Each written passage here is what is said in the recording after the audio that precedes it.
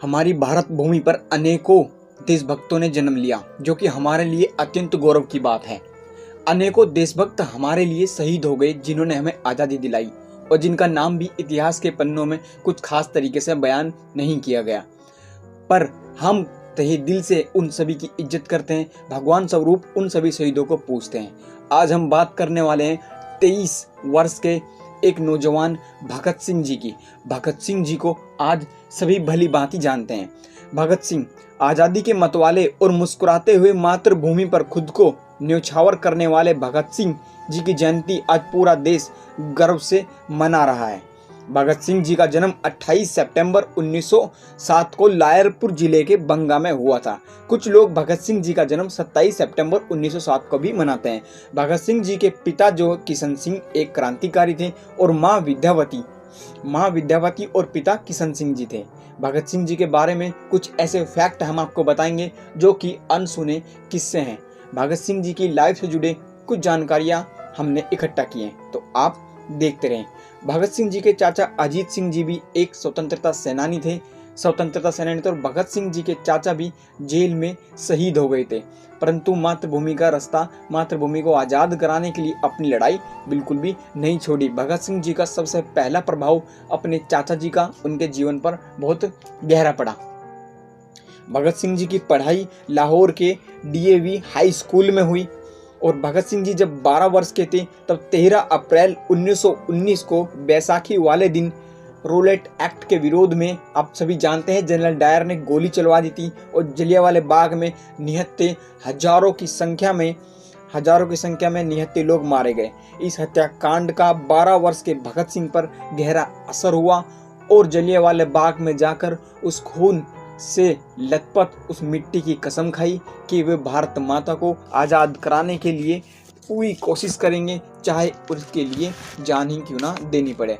जो कि आप सभी जानते हैं, पूरी निष्ठा के साथ भगत सिंह जी ने अपना कर्तव्य पूरा किया और अपनी कसम को पूरा किया। भगत सिंह जी करतार सिंह जी को अपना गुरु मानते थे। करतार सिंह जी की उम्र भी काफ़ी ज़्यादा कम थी। करतार सिंह जी को गुरु मानने वाले, उनका फोटो अपने साथ रखने वाले भगत सिंह जी ने सबसे पहला जो क्रांति के लिए अपना कदम रखा था, तो भगत सिंह जी ने राजगुरु के साथ मिलकर जलियांवाला बाग हत्याकांड कराया था, जनरल डायर, उनको मारने के मकसद से भगत सिंह और राजगुरु गए थे। 17 दिसंबर 1928 की बात है, पर जनरल डायर के साथ जो है जनरल डायर नहीं आया। लाहौर पुलिस सहायक अधीक्षक जेपी सैंडर्स आया, जो कि उस समय मौजूद था जलियांवाला बाग हत्याकांड में। तो 17 दिसंबर 1928 को लाहौर में सहायक पुलिस अधीक्षक जेपी सैंडर्स को गोली मार दी, जिससे क्रांति की नई आग पैदा हुई और देश के अनेकों हिस्सों में आज़ादी को लेकर नारे लगने लगे।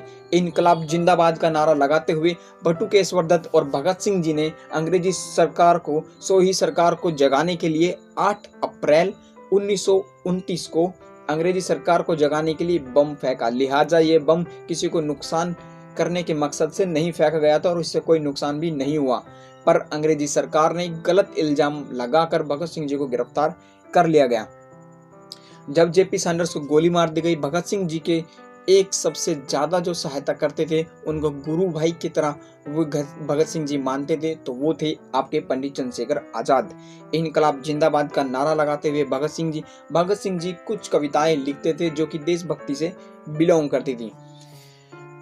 अंग्रेजी सरकार भगत सिंह जी से काफ़ी ज़्यादा खौफ खाती थी। भगत सिंह के कुछ किस्से इस प्रकार भी हैं कि जब भगत सिंह अपने घर में होते थे तो वे अपने स्कूल, अपनी पढ़ाई या फिर खान पान से रिलेटेड बात नहीं करते थे। भगत सिंह जी ज़्यादातर क्रांतिकारियों की बात करते थे। बहुत सी कम उम्र में भगत सिंह जी ने अनेकों क्रांतिकारियों के बारे में पढ़ा।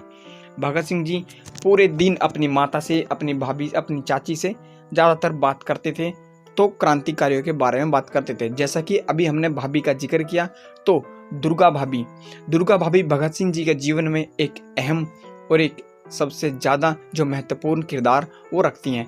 दुर्गा भाभी का नाम भी इतिहास के पन्नों में कम ही लिया गया। जब भगत सिंह जी को गिरफ्तार करने के लिए चारों ओर पुलिस लगी हुई थी, तो भगत सिंह जी को जब आप देखते हैं कि आपको मूंछ और कैप में आप देखते हैं, तो वो वहाँ से निकालने के लिए दुर्गा भाभी ने साथ दिया। दुर्गा भाभी भी एक बहुत बड़ी क्रांतिकारी थी जिन्होंने देश की स्वतंत्रता में एक अहम योगदान दिया। भगत सिंह जी हमेशा क्रांति की बात करते थे, अपने स्कूल में, चाहे घर में, चाहे अपने गांव में।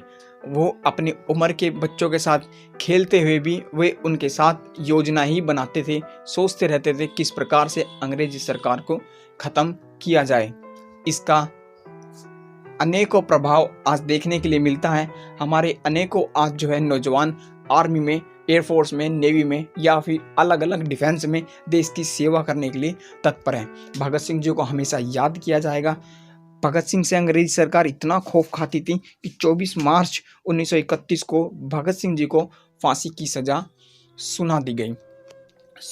फांसी की सज़ा सुना दी गई और 24 मार्च 1931 को फांसी देनी थी, जबकि सज़ा का ऐलान आपका अक्टूबर 1930 में ही कर दिया गया था।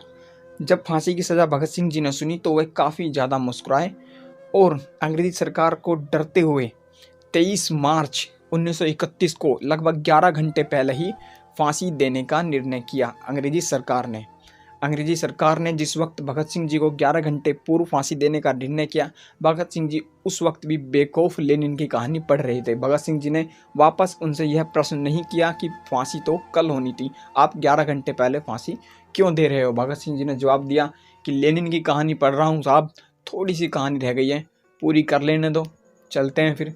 मुस्कुराकर जो जेलर था उसकी आंखें भी नम हो गई और 11 घंटे पूर्व 23 मार्च 1931 को 7:30 बजे भगत सिंह जी हमारे देश के लिए शहीद हो गए। और भी अनेकों किस्से और कहानियाँ हमारे शहीद भगत सिंह जी के नाम हैं जो कि मैं आपको बताता रहूँगा। तो आपको भगत सिंह जी की जानकारी कैसी लगी आप कमेंट में जय हिंद जरूर लिखिएगा। जय हिंद, वंदे मातरम, भाई भगत सिंह जी की जय।